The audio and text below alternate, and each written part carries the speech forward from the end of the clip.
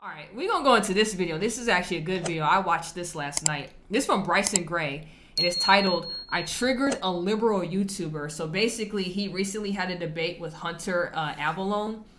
For those that don't know who Hunter is, basically, he's a guy that gets paid to debate for a living, and he don't know how to debate. It's sad. It's the saddest thing in the world. And Bryson cooked him with facts. No emotions, just straight facts. And Hunter's favorite thing to do when he's in a debate, if he doesn't agree with you or gets angry, he will yell over you and then start calling you names and then start cursing at you. Just pretty messed up. So I debated liberal YouTuber Hunter Avalone. I went down. Oh, as a quick sidebar, I triggered Hunter Avalone too. When I first started my channel, one of you said, oh, I like your reactions. You should react to Ranting Monkey debating Hunter Avalone about people, about, what was it called? It's something indiscriminate. It was about pedophiles, basically. Hunter was debating for the side of the pedophiles and why we should be more lean towards them. He said a bunch of stupid stuff. So I had like 100 some subs at the time. I do the videos. It ended up being like 4 parts because it was so long. And I tagged Ranting Monkey and Hunter Avalone in the description box on YouTube. Hunter sees it, claims he doesn't watch it, but then he was like, he hit me up on Twitter and he was super triggered. And instead of getting mad because he tagged me in his tweet, I was like, yeah, my man, keep promoting me to your fans. I got 3 more of these coming out. I would love all of y'all to come in here and watch it. And you'll become some fans afterwards. He didn't know how to respond to that. He was just like, oh, you're just using me for views. And it's like, bro, you don't even get views anymore. This man has like 500 and some thousand subs, and he averages about 3,000 to 5,000 views. I can get those views on some of my videos too. So it's like, bro, nobody's using you for views. How this started is I posted a tweet with my hoodie that says Make America Straight Again. Yes, Hunter was a conservative when he was younger. And he was also Christian. So it's very weird to watch him do a complete 180 to where he is now like a liberal atheist. I guess that's the best way to put it.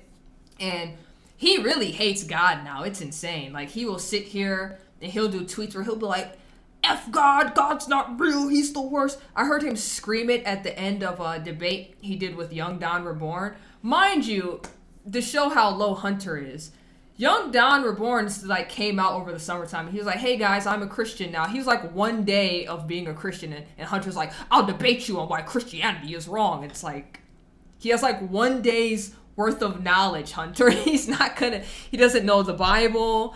So what is the point of this? And at the very end of their debate, he, like, before he signed off, he was just like, F God, I don't believe in him. He had like this liberal meltdown, and then he just kicked Don off the stream. It was the most craziest thing to watch live. Mind you, I wasn't even religious at that point, and I thought something was off with Hunter. It was insane. They're not used to people talking back to them sad prayers for him. Yeah, they're not. If you guys ever noticed, if you ever hit a liberal with facts and you're calm and you're not screaming, they will immediately just start yelling at you. It is the most insane thing ever. And then they'll start calling you like Hitler and Nazis. It went viral, over 5 million views on the tweet. Hey, Make America Straight Again. Irritated, and then instantly sent me a DM asking me to a debate on his. Look at this DM. Want to debate your hoodie? I'm a pro-gay soy boy and would love to chat about your recent remarks on LGBT stuff. YouTube channel. I said LOL, okay, when.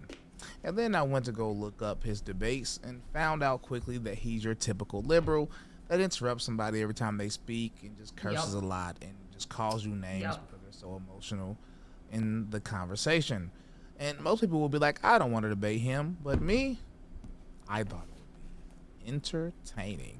So I said, let's do it. And yeah, I'm sure, I don't know if you know who I am. I know I reached out to you and let you know that I am a soy boy libcuck who's very pro-LGBT, so this should be quite an interesting discussion, to say the least. Yeah, I think you were triggered by my hoodie. The reason I'm doing this video is very simple. Liberals have this habit of thinking they won debates even if they didn't win any points and got all their points debunked. It really started when we got to the conversation about gay people adopting. Let's get into it. Gay people do tend to adopt at higher rates as compared to heterosexual people, which is to be expected since they can't have kids themselves. And this is a benefit for all of society. You said gay people adopt at higher rates. Now, this is going to offend you, and it's fine. I think that should be illegal off the rip. I don't care if they adopt at higher rate. They shouldn't be able to adopt, period. That should be illegal. Look at the benefits from gay people adopting. Do you know that kids who are adopted by gay people fare just as well as kids raised by straight parents? Did you know that? Oh, you actually were asking me a question? Yeah, I'm asking, did you know that kids who are adopted by gay parents do just as well, if not better in some circumstances, compared to kids raised by straight parents? Not morally, no. So, what do you mean not morally? Yeah, like I said before, if you look up when gay people adopt, those kids, there's multiple studies, and I mean, we can question the validity of these studies. I wish I was at my house so I could pull these studies up, because at this point, it's just me talking, and you can say I made them up, so that's cool. No, too. I know what you're talking about. Go ahead. Okay, so like these kids grow up literally being more depressed, also more like. All right, so I'm gonna pause it here so you guys can see this. I never knew this. I've never seen this study, but I've never actually seen any studies on how kids grow up in the differing households of like straight parents and gay parents. But if you look at this right here, so depressed as an adolescent, so yellow is straight parents, red is same-sex parents. So you notice here, depressed as an adolescent, you have straight kids, straight households, the kids are more depressed as children. But when you become an adult, apparently that like levels out, and then you have more children raised in gay households that turn out depressed. And then you notice the trend when you look on this chart. So suicide ideation as an adolescent, look how much higher that is from children raised in same-sex households versus straight households. It's at 43.5% versus 13.6%. Same down here, when you become an adult, it goes down a little bit, but it's still at 30% versus 7%. Then when it says distant from parents as an adolescent, 93.2% for the children raised in same-sex households. That is insane. That is a crazy high number. Because look how low it is for kids in like straight households. And then that's like distance from parents as a child, and it's still high for distance from parents as an adult. It's still at a 72%. Versus the straight sex households went up a little bit. They went up to 43%. Then you have obese as a child. You're 30% more to be obese as a child in a same-sex household versus the 13% in straight households. And then obese as an adult, it just skyrockets up. It goes to 71.9% versus the adult, it goes from 13 to 37. That's crazy. Those are some crazy numbers. I've never seen this, but this is, he's going to say it in the video, but this study is from 2016, I believe, or 2012, somewhere around there. Likely to be on pills, even though that's white people. This is a lie. As you see there, he called the study that I referenced a lie. And if that wasn't arrogant enough, he then discredited a study that he doesn't even know about. Watch this. No, the depression thing you're talking about was a 2012 study that was discredited and also taken. Who? Excuse me? Discredited by who?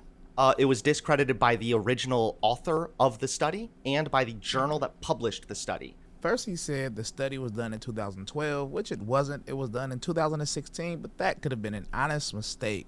But he said it was discredited by the author himself. That is actually not accurate.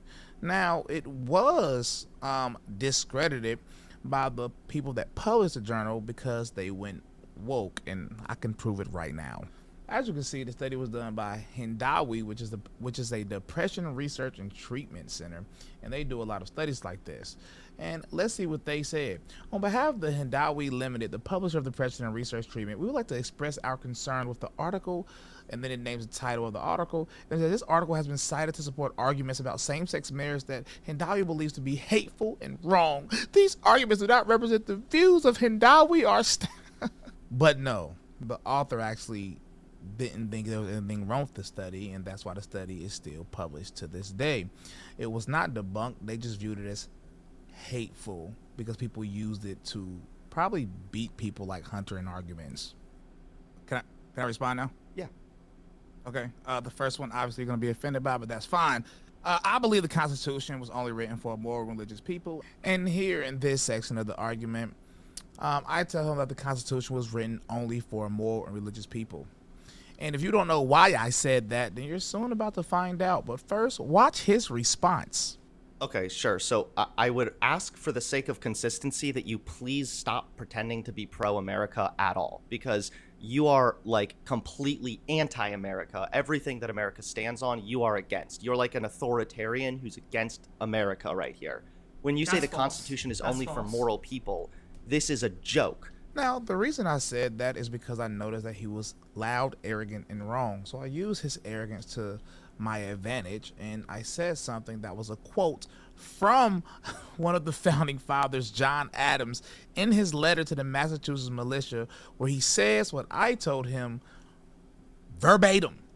And he just claimed... All right, hold on. We're going to go back real quick. Oh, dang.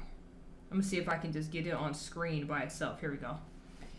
So, like he said, our Constitution was made only for a moral and religious people. It is wholly inadequate to the government of any other. So basically, that's who the Constitution was made for. So, if you're conservative and you're Christian, it was made for you. Verbatim. And he just claimed that because of what I said, that I was anti-American and against the Constitution, which would kind of be oxymoronic since I quoted, one of the authors of the Constitution. Watch what happens when he finds out. So just to be clear, what I said is not a personal opinion. It's something one of the founding fathers, John Adams, said. What did John Adams say? He said that the Constitution was written only for moral and religious people. It was in his letter to the Massachusetts militia.